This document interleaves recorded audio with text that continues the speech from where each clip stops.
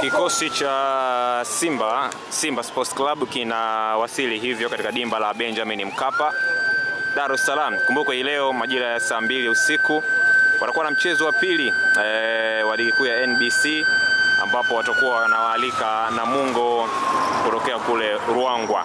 Na hivi ndivyo ambao kikosi kinavyowasili hapa katika dimba la Benjamin Mkapa jioni hii ya leo kwenda kumkabili Namungo katika mchezo ambao utapigwa majira ya saa 2 usikuletea habari zote na matukio ambayo yanahusu mchezo huu wa siku hii ya leo. Ni Mgunda Juma Ramadhani, kocha wa Namungo, dhidi ya Suleiman Matola, kocha wa Simba Sports Club.